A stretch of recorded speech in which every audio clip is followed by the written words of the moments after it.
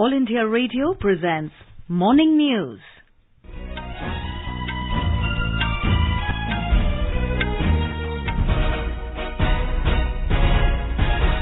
Good morning. I am Sarabjit Kaur and with me is VC Pramod. The headlines. Farmers from Uttarakhand extend their support to newly enacted farm laws. Railways quashes rumours of unreserved tickets, says trains to run on full reservation only. Round-the-clock RTGS money transfer facility becomes operational. First trilateral working group meeting between India, Iran and Uzbekistan on joint use of Chabahar port being held today. International Bank hails India's efforts to rejuvenate and clean its rivers. And US government accepts advisory panel recommendations for use of Pfizer-BioNTech's COVID-19 vaccine.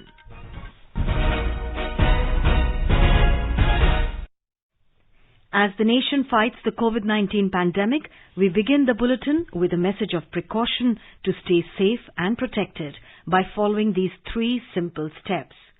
Wear a face mask, maintain 2 gaz ki duri for social distancing, focus on hand and face hygiene. Now the news. A delegation of farmers from Uttarakhand met Union Agriculture Minister Narendra Singh Tomar in New Delhi yesterday and extended their support to the newly enacted 3 farm laws. Mr. Tomar thanked the farmers for supporting the laws.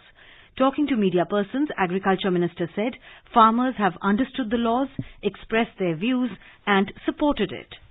Bharat सरकार की ओर से ऐसे सभी किसान भाइयों का हृदय से बहुत बहुत स्वागत है, बहुत बहुत अभिनंदन है। उन्होंने कृषि सुधार बिलों को समझा, उसके बारे में अपनी राय दी और अपना समर्थन व्यक्त किया। इसके लिए मैं भारत सरकार की ओर से सभी किसान भाइयों का आभार प्रकट करता हूँ। Minister of State for Agriculture and Farmers Welfare Kailash Chaudhary and Uttarakhand Education Minister Arvind Pandey were also present at the meeting.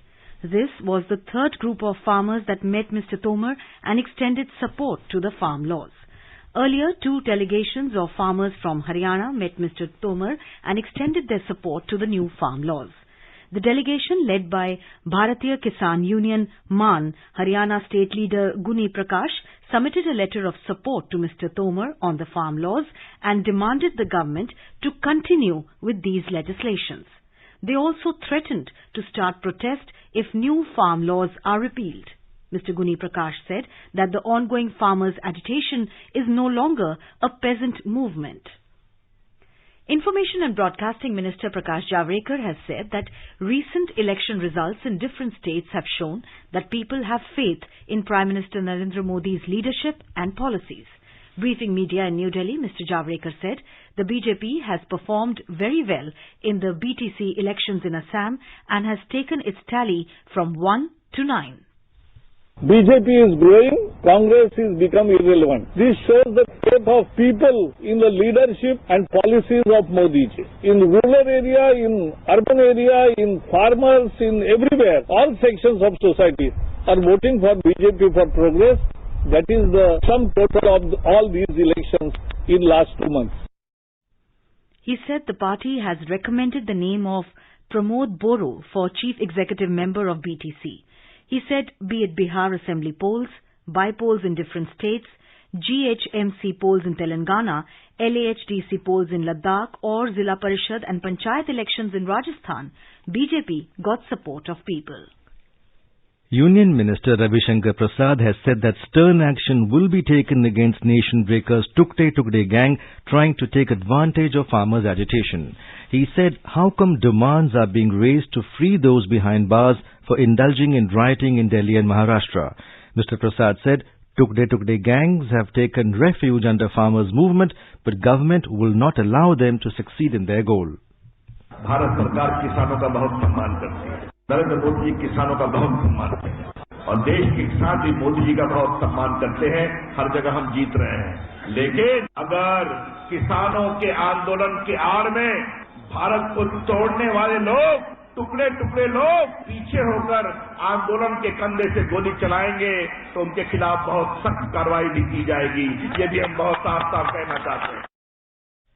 to clear the misconception regarding the recent farm laws and to highlight the historic reforms introduced by the government in the agriculture sector, Bharatiya Janata Party is going to launch a special campaign in Uttar Pradesh today. The party is going to organize Kisan Sammelan or farmers' conclaves at different places of the state. Party in charge of UP Radha Mohan Singh along with State Party Chief Swatantra Dev Singh and many ministers of the Yogi government will take part in these Sammelans. More from our Uttar Pradesh correspondent. BJP National Vice President and former Agriculture Minister Radha Mohan Singh will address the farmers in Basti and Ayodhya districts today, while tomorrow State BJP President Swatantra Dev Singh and Deputy Chief Minister Keshav Prasad Maurya will talk to farmers directly in Gonda and Varanasi districts respectively. Mukut Bihari Verma in Amethi and Neelkant Tiwari will take part in Kisan Sammelan in Pratapgarh district. These Kisan Sammelans will be organized in state till 18th December. Meanwhile, Chief Minister Yogi Adityanath has again made an appeal to the farmers to come forward for dialogue. He launched development schemes of rupees 325 crores related to farmers in Meerut yesterday. Chief Minister came down heavily on the opposition parties and said that they are using farmers for their political gain. He said that the solution will come from dialogue and not from confrontation. Sushil Chandra Tiwari, AIR News, Lucknow. Gujarat BJP will begin a special campaign as part of the nationwide reach-out call given by the party over new farm bills. Addressing media persons at Gandhinagar, State BJP spokesperson Bharat Pandya said that the party will hold 8 press conferences and 9 Kisan Sammelans in the coming days. He said Union Minister of State for Agriculture Purushottam Rupala will address a press conference in Gandhinagar today. In the ongoing Kharif season, government continues to procure Kharif crops at its minimum support price from farmers as per its existing MSP scheme.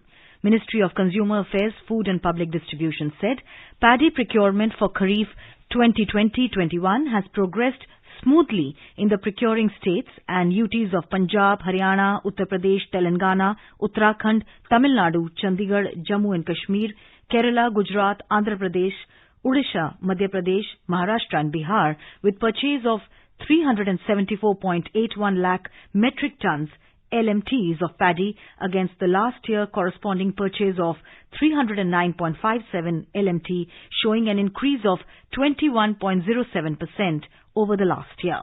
It said out of the total purchase of 374.81 LMT, Punjab alone has purchased 202.77 LMT till the close of procurement season in the state on 30th of November, which is 54.10% of total procurement in the country. The ministry said about 40.90 lakh farmers have already benefited from the ongoing Kharif procurement operations with MSP value of over 70,000 crore rupees. Railway Ministry has quashed media reports about issuance of unreserved tickets and informed that all trains are plying on reservations only. In a statement, the ministry clarified that there has been no change in policy to run all express trains, including festival specials and clone specials, as fully reserved trains only. The ministry said that permission given to zonal railways to issue unreserved tickets is meant only for suburban and limited number of local passenger trains operating in a few zones. It said running of trains, norms of travel and reservations are constantly evolving under COVID times. Further changes as and when they happen will be informed to all concerned, accordingly the ministry said. Currently, Railways is operating 736 special trains. International Bank has applauded India's efforts towards river rejuvenation and cleanliness. Xavier Chauvet de Boucher, Senior Water and Sanitation Specialist, International Bank for Reconstruction and Development, said the bank is very proud of all the work done in India, and who would have thought that 5 years ago 550 million people will stop defecating in open in the country. He added that there is a massive shift in the Indian government's approach from focusing only on infrastructure development to working with people and bringing about behavioral change. DG of National Mission for Clean Ganga, NMCG, Rajiv Ranjan Mishra, attributed the success of the Namami Gange mission to his team, volunteers, academicians and many self-help organizations who are working continuously towards the cause of cleaning Ganga. The first trilateral working group meeting between India, Iran and Uzbekistan on joint use of Chabahar port will be held virtually today. In a statement, the Ministry of External Affairs said India welcomes the interest of Uzbekistan to use the Chabahar port as a transit port. It said this will open up economic opportunities for the traders and business community of the region. Besides Uzbekistan, other Central Asian countries have also shown interest in using this port. The ministry said India wants to cooperate closely with regional countries on this issue. The Reserve Bank of India has made real-time gross settlement RTGS money transfer facility operational round the clock. The announcement to this effect was made by RBI Governor Shaktikanta Das. In a tweet, he said it has been decided to make RTGS available round the clock on all days of the year from last night. RBI Governor said India has become one of the few countries in the world to operate its RTGS system round the clock throughout the year. The move is aimed at giving a push to digital payments in the country. Earlier, RTGS transaction facility was available for customers from 7 a.m. to 6 p.m. on all working days of a week except the second and fourth Saturdays. The RTGS system is meant for high-value transactions on a real-time basis. The minimum amount that can be remitted through RTGS is 2 lakh rupees and there is no maximum limit. The beneficiary bank receives transactions to transfer the funds immediately after the transaction is carried out and the transfer is instantaneous. On the other hand, NEFT handles fund transfers up to 2 lakh rupees and such transactions are usually executed in a couple of hours. RBI has also decided to increase the limit for contactless card transactions to 5,000 rupees from 2,000 at point-of-sale POS terminals from January the 1st in view of the COVID-19 pandemic and feedback from stakeholders. Prime Minister Narendra Modi will undertake a visit to Dhordo in Kutch, Gujarat tomorrow. He will lay the foundation stone of several development projects in the state. These projects include a desalination plant, a hybrid renewable energy park and a fully automated milk processing and packing plant. Gujarat is taking a significant step towards transforming seawater to potable drinking water with the upcoming desalination plant at Mandvi, Kutch. This desalination plant with a 10 crore litre per day capacity will strengthen water security in the state by complementing Narmada grid, Sony network and treated wastewater infrastructure. Polling is underway for the third and final phase of local body elections. More from our Kerala correspondent. Kasaragod, Kannur, Kozhikode and Malappuram are the 4 districts where the third phase of local poll is going on. Voting began from 7 a.m. today and will continue till 6 p.m. It is being held in 6,857 wards in 354 local bodies. The entire process is being held adhering to strict COVID guidelines. The main contest is between CPM-led LDF, Congress-led UDF and the BJP-led NDA. The first phase and the second phase of the elections had witnessed high polling. Counting of votes will take place on December 16th. Mayusha for AR News from Thiruvananthapuram. The winter session of Maharashtra State Legislature will begin today. Due to corona pandemic, the winter session this year will be for 2 days only, wherein 10 bills and 6 ordinances will be tabled. More details on this from our Mumbai correspondent. Usually the winter session is held in Nagpur over a span of 2 weeks, but this year, due to the corona pandemic, it is being held in Mumbai for just 2 days. This session will focus on passage of supplementary demands and see tabling of bills related to the Shakti Act that aims to curb crime against women and children. Parliamentary Affairs Minister Anil Parab said on the first day the tabling of ordinances, bills and supplementary demands will be taken up for discussion and on the next day they would be taken for approval. Devapriya Bhattacharjee, AIR News, Mumbai. In our special series, Year Ender 2020, today we bring you a report on Ayushman Bharat. The government has taken healthcare protection to a new aspirational level with the launch of Ayushman Bharat. A report.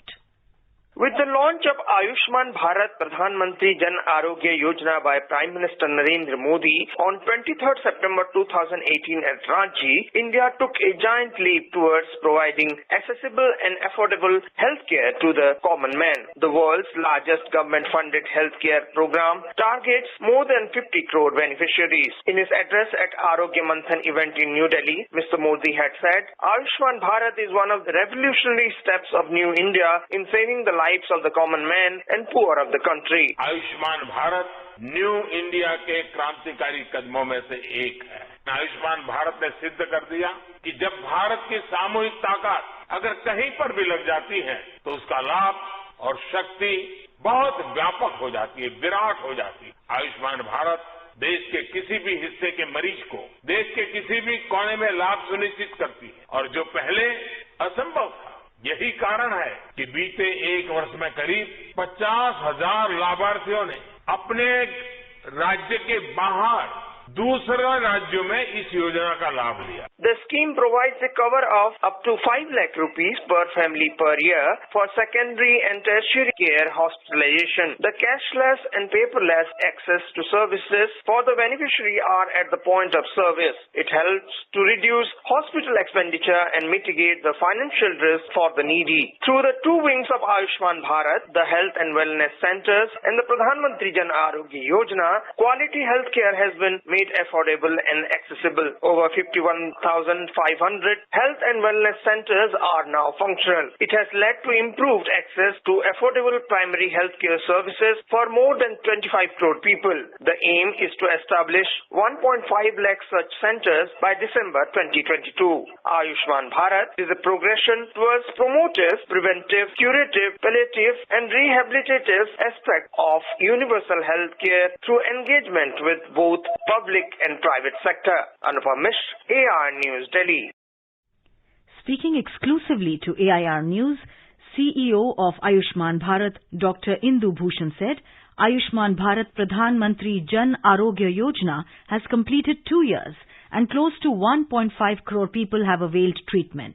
He said during COVID-19, people availed testing and treatment under the scheme. Ayushman Bharat Pradhan Mantri Jan Arogya Yojana has been now running for more than 2 years, and in these 2 years, close to 1.5 crore treatments have been given at the cost of about 18,000 crores, and close to 25,000 hospitals have been empaneled providing these services. And during the COVID, Ayushman Bharat has helped in terms of testing for COVID and treatments for large number of people. You are listening to the morning news on All India Radio. A reminder of the headlines before we move on. Farmers from Uttarakhand extend their support to newly enacted farm laws. Railways quashes rumours of unreserved tickets, says trains to run on full reservation only. Round-the-clock RTGS money transfer facility becomes operational. First trilateral working group meeting between India, Iran and Uzbekistan on joint use of Chabahar port being held today. International Bank hails India's efforts to rejuvenate and clean its rivers. And US government accepts advisory panel recommendations for use of Pfizer-BioNTech's COVID-19 vaccine. For quick news updates round the clock, follow us on our Twitter handle at AIR News Alerts. In the United States, Center for Disease Control CDC has accepted the advisory panel's recommendation for use of Pfizer-BioNTech's COVID-19 vaccine. The move will facilitate a massive vaccination campaign in the US beginning today. Coronavirus has killed nearly 3 lakh Americans since its outbreak. Truckloads Pfizer's vaccine are being delivered to nearly 150 distribution centers across the country. Healthcare workers and nursing home residents are likely to be the first ones to get the shots. A US official said it will take months of work and diligence, courage and strength to eventually achieve the nationwide vaccination. The announcement kicked off a massive logistical operation involving the federal and state governments, private companies and healthcare workers to quickly distribute limited vaccine supplies throughout the US. It offers hope in a country grappling with surging COVID-19 infections and deaths. The nation COVID-19 recovery rate has reached 94.93%.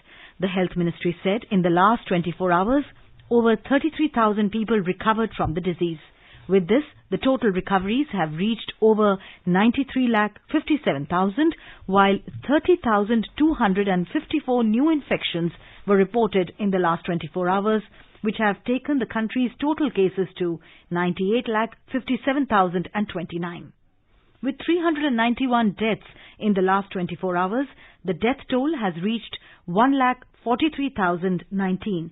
Total active cases are now at 3,56,546.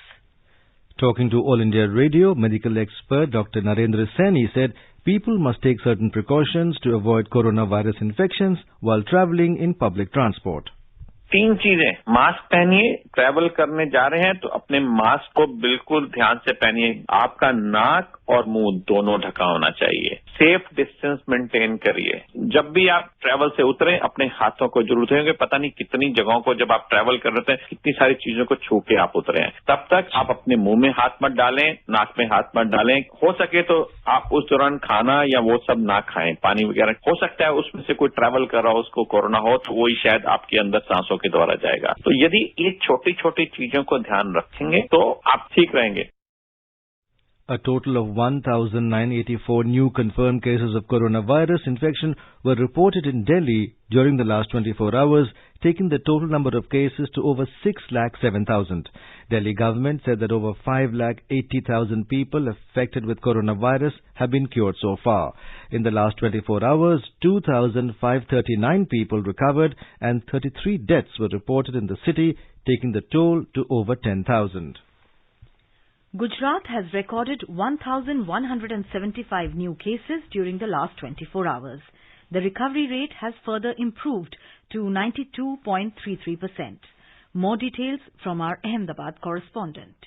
The total number of COVID-19 cases detected so far in Gujarat has reached up to 2,27,683. Out of this, 2,10,214 patients recovered. More than 86,69,000 tests have been carried out till date. Maximum 247 new cases reported from Ahmedabad, while Surat recorded 172 new cases. At present, total active cases are 13,298, out of which 65 patients are on ventilator. 11 patients died yesterday. Yogesh Pandya, AR News, Ahmedabad.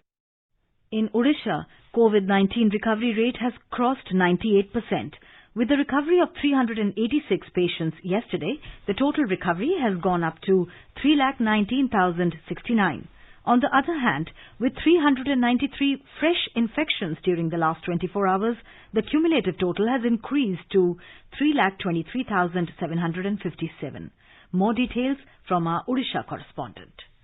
COVID-19 growth rate has decelerated down to 0.1% as of now. This has further pulled the active case count down below 3,000. The state has been conducting an average of about 40,000 tests per day, which reveal a test positivity rate as low as a little above 5%. As for the last 24 hours, viral prevalence has contracted across the district, with about half the districts reporting new cases in single digits. Girish Chandra Das, AIR News, Bhubaneswar. Meanwhile, Madhya Pradesh has registered a decline in active COVID cases. More than 2,07,300 patients have recovered from the infection in the state so far. More on this from our Bhopal correspondent. Madhya Pradesh registers decline in active cases. As per Health Bulletin of a State Department, in all more than 1,200 patients recovered yesterday, while 1,181 new cases were reported. Maximum COVID case 427 registered at Indore, followed by 219 at Bhopal. So far, more than 2,07,300 patients have recovered from the infection in the state. Pooja Pivardhan, AIR News, Bhopal. In Bihar, COVID-19 recovery rate has improved to 97.32%. This is 2.39% more than the national average. The number of active cases in the state is continuously declining. Currently, 5,189 patients are undergoing treatment at various hospitals. Maximum 2,143 patients are undergoing treatment in Patna. In all, 548 patients recovered in the last 24 hours, while 500 new cases were reported. 2,36,737 patients have so far recovered from the infection in the state. Over 1,20,000 corona tests were carried out during the past 24 hours. Over 1,62 lakh corona tests have been conducted in the state so far. The government has dismissed a text message which is being circulated with a claim to confirm eligibility for 70,000 rupees under Prime Minister Pension Yojana 2020. In a tweet, Press Information Bureau termed the text message as fake. It said central government is not running any such scheme. The sixth phase of DDC polls concluded smoothly across the J&K Union Territory yesterday with a turnout of over 51.51%. Addressing a press conference in Jammu last evening, State Election Commissioner K.K. Sharma said that in Jammu, voting percentage was 68.56% and in the Kashmir Valley, 31.55% voting was recorded. British Prime Minister Boris Johnson and EU Chief Ursula von der Leyen agreed to push on with post-Brexit trade talks despite the passing of a self-imposed deadline. They said they would decide whether or not an agreement was possible by the end of the weekend, but after a cross-channel crisis call agreed to go the extra mile.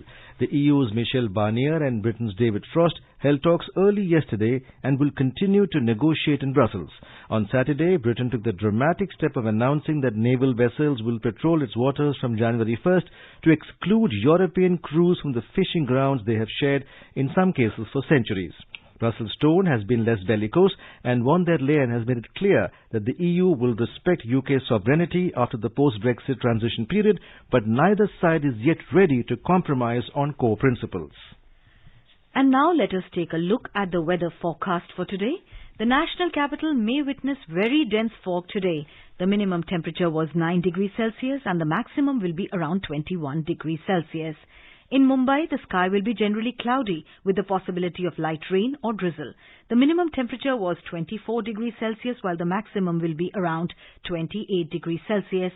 Chennai will have partly cloudy sky. The temperatures will hover between 22 and 30 degrees Celsius. Kolkata is also expected to have partly cloudy sky. The temperatures will vary between 17 and 27 degrees Celsius. In Srinagar, the skies will be mainly clear, becoming partly cloudy towards evening or night. The minimum temperature was -2 degrees Celsius, while the maximum will be around 11 degrees. In Jammu, the lower level of temperature was 10 degrees Celsius, while the upper level will be around 21 degrees. The city may witness mainly clear sky. Leh may also witness partly cloudy sky, becoming generally cloudy towards afternoon or evening. The minimum temperature dipped to -11 degrees Celsius, while the maximum will be around 5 degrees. In Gilgit, the sky will be partly cloudy, becoming generally cloudy towards evening or night. The temperatures will hover between 1 and 12 degrees Celsius. In Muzaffarabad, there will be a mainly clear sky. The temperatures will hover between 2 and 14 degrees Celsius. In Dehradun, the temperatures will hover between 7 and 23 degrees Celsius. Chandigarh, the temperature was recorded at 9 degrees Celsius, while the maximum is expected to go up to 24 degrees Celsius. And now an overview of today's newspapers. With consistent efforts towards vaccine development, life to be normal by September-October, all to get vaccines then. Centre gears up its machinery to deliver 600 million doses nationwide, informs the Asian Age. Amid the COVID-19 pandemic, the Indian Express writes, Team India's big unknown, 13 in COVID bubble for 6 months. In the middle of the conflict with China, forces told to stockpile weapons for 15 days war is a lead in the Hindustan Times. Coinciding with the anniversary of 2001 Parliament attack yesterday, book chronicling valor of CRPF bravehearts released, writes the Pioneer. Talking about financial independence, the Times of India quoting the National Family Health Survey states, sharp rise in bank accounts operated by women. And finally, in some exciting news, for nature lovers, the Hindu informs, now explore Kaziranga on boats and bicycles. And now, before we end the bulletin, the headlines once again. Farmers from Uttarakhand extend their support to newly enacted farm laws.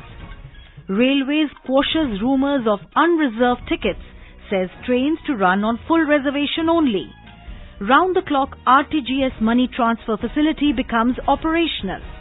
First trilateral working group meeting between India, Iran and Uzbekistan on joint use of Chabahar port being held today. International Bank hails India's efforts to rejuvenate and clean its rivers. And US government accepts advisory panel recommendations for use of Pfizer-BioNTech's COVID-19 vaccine. And with that, we end the morning news. Have a nice day.